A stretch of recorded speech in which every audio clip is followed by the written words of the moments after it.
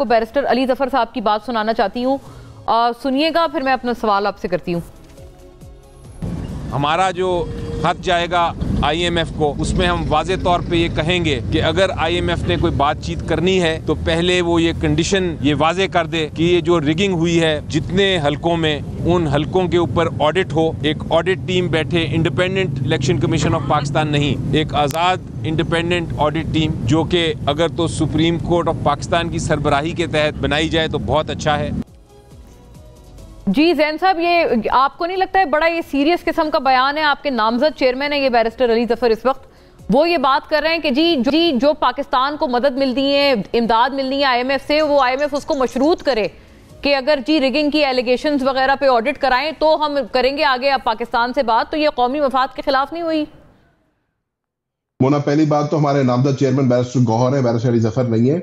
दूसरी बात यह है कि हमने हमेशा ये मौकिफ रखा है कि इस मुल्क में अगर किसी किस्म की इकोनॉमिक स्टेबिलिटी आनी है तो वो पॉलिटिकल स्टेबिलिटी के साथ आएगी। अगर मुल्क के अंदर पॉलिटिकल स्टेबिलिटी नहीं होगी, अगर मुल्क में अवाम के मैंडेट को चुराया जाएगा, उस पर डाका डाला जाएगा, तो उस मुल्क में किसी किस्म का अमन, किसी किस्म की प्रोग्रेस नहीं हो सकती। अब पाकिस्तान तहरीक इंसाफ के जो बानी चेयरमैन है, वो अभी भी पाकिस्तान में सबसे बड़ी जमात, नेशनल असेंबली के अंदर सबसे बड़ी जमात को रिप्रेजेंट करते हैं, और वो अगर IMF को खत लिख रहे हैं तो वो ये खदशा जाहिर कर रहे हैं कि जहां पर मैंडेट चुराया जा रहा है, जहां पे पाकिस्तान की पब्लिक का जो है विल को दबाया जा रहा है, वहां पर तो ये तो वही बात हुई ज़ैन साहब, मैं वैसे जो अर्ज करी थी अभी, आपके इनकमिंग जो इंट्रा पार्टी इलेक्शन है, मेरा ख्याल है यही आपके नामजद बैरिस्टर अली जफर हैं चेयरमैन, बट नॉनदलेस ये बड़ा सीरियस बयान नहीं है? आप खुद भी इसको एंडोर्स कर रहे हैं कि जी जिस मुल्क में धांधली हो रही है उसके साथ आप किस तरह से पार्टनरशिप कर सकते हैं। तो आप खुदा ना खास्ता ये कह रहे हैं कि IMF अपनी जो मदद है वो मजबूत कर दे पाकिस्तान को। ये तो इंटरनल मैटर है ना, आप यहाँ पर अदालतों के पास जाएं। मेरी अर्ज सुन ले, इंटरनल मैटर नहीं है, वो स्टेक होल्डर है। आपने IMF के प्रोग्राम में जाना है, जब IMF प्रोग्राम में जाते हैं तो वो अपनी शराइत रखते हैं। तो आप UN के ऑब्जर्वर, EU के ऑब्जर्वर्स, आप अमेरिका कनाडा के ऑब्जर्वर्स भी तो बुलाते हैं ना इलेक्शन को ऑब्जर्व करने के लिए। हमारा मकसद क्या है? हमारा मकसद ये है कि एक नई पार्लियामान वजूद में आ रही है, एक नया चैप्टर हमारी सियासत डेमोक्रेटिक प्रोसेस के अंदर शुरू हो रहा है। हमें रॉन्ग फुट पे नहीं शुरू करना चाहिए। हमें सबसे पहले अगेन फिर मैं वही बात करूंगा, पाकिस्तान तहरीक इंसाफ का मौकिफ नहीं है, मुस्लिम लीग नून भी, पीपल्स पार्टी भी जगह जगह जो है इस बेज़ाब्तियों की बात कर रही है। तो हम वो यही कहते हैं, वैसे ज़ैन साहब वो कहते हैं कि वो हल्कों को जो हल्के अभी मुल्क में जो फोरम है उनके ऊपर ही जा रहे हैं, वो इसके अलावा नहीं जा रहे। ये वाली बात किस तरह से आप इसको असेस करेंगे अली साहब? हम उन्हीं फोरम्स की बात कर रहे हैं, हम सिर्फ ये कह रहे हैं, नहीं हम सिर्फ, मैं आखिरी बात कर रहा हूं, हम सिर्फ ये कह रहे हैं हम उन्हीं फोरम्स के पास जा रहे हैं, उन्हीं फोरम से ही हम मदद मांग रहे हैं। लेकिन हम ये कह रहे हैं कि IMF एक स्टेक होल्डर है पाकिस्तान के फ्यूचर के अंदर, और अगर IMF की बात में एक तसलसल है ना अगली बात का, ठीक है, तो इसमें मुल्क का ही फायदा होगा कि हकायक सामने आएंगे। अली साहब, आपने इसको पॉजिटिवली देखना है, इसमें मुल्क का फायदा होगा, क्योंकि IMF को खत लिखना हमारा मोना, देखिए हमारा हक बनता है। हमारी एक सूबे में इंशाल्लाह हुकूमत बनने को जा रही है। अली साहब मुस्कुरा रहे हैं भाई, अली साहब क्यों मुस्कुरा रहे हैं? आप ये फायदे की बात नहीं है मुल्क के लिए, पाकिस्तान के। आपको तो खुश होना चाहिए कि आपके एतराजात भी आगे लेके PTI जा रही है। मोना देखें, ज़ैन भाई है, कुलीग भी है, और मुझे इंतहाई अफसोस होता है कि ये जो बात जो अभी आपने अली जफर साहब का बयान सुनाया, तो ज़ैन साहब जो है वो इस मतलब है कि बयानिए का उन्होंने कोशिश तो की है कि तोड़ मोड़ के कहीं उसको थोड़ा सा उसका टिल्ट किसी और तरफ लेकर जाए। लेकिन असल बात ये है कि एक तरफ एक खत लहराया जाता है और कहा यह जाता है कि हमारे खिलाफ अमेरिका ने साजिश की, दूसरी तरफ उसी अमेरिका के आगे आप हाथ जोड़ रहे हैं कि हमारी मदद करो आप। ये कल की बात है, ये इलेक्शन के बाद की बात मैं आपको बताऊं।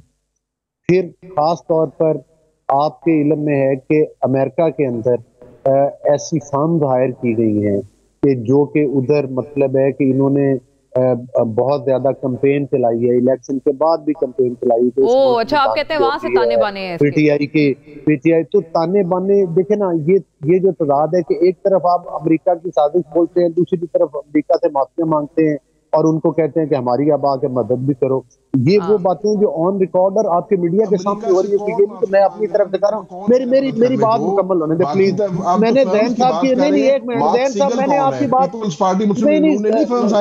नहीं जैन आपने बात की है यार, मेरी बात सुन लो उसके बाद आप बात करें सर। आप करें, आप देखिए गलत बात तो ना करें ना।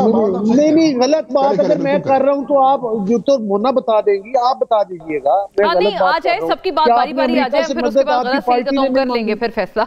आप आवाम करेगी गलत सही का फैसला।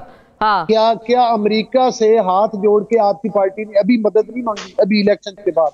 दूसरी गुजारिश ये है कि जिस तरह से ये कह रहे हैं, ये आपने ये देखा कि जब इन्होंने अपनी दोनों असम्बलियां तोड़ दी, केपीके की भी और नेशनल असम्बली भी, और उसके बाद आपने देखा कि जो इनके उस वक्त के वजीर खजाना थे, जो सूबाई वज़ीर खजाना को हदायत दे रहे थे कि IMF को आप लेटर लिखें कि ये कर्जा पाकिस्तान को नहीं मिलना चाहिए, और अब भी IMF को कह रहे हैं, क्या ये पाकिस्तान के साथ खुली दुश्मनी नहीं है? क्या इंसाफ मांगने के ये फॉरम्स हैं कि आप उन इदारों को जो कि जिस वक्त के पाकिस्तान एक संगीन मुआशी मतलब है कि बहरान से गुजर रहा है। अली साहब वो कहते हैं पलट के कि देखें आपने जो भी है ये सारे बयानिए आपने उनके खिलाफ बनाए, उसके बावजूद अवाम ने उनको ज्यादा वोट दिए आपसे। ये भी एक मैटर ऑफ फैक्ट है ना, है ना, उनके इंडिपेंडेंट ज्यादा तादाद में।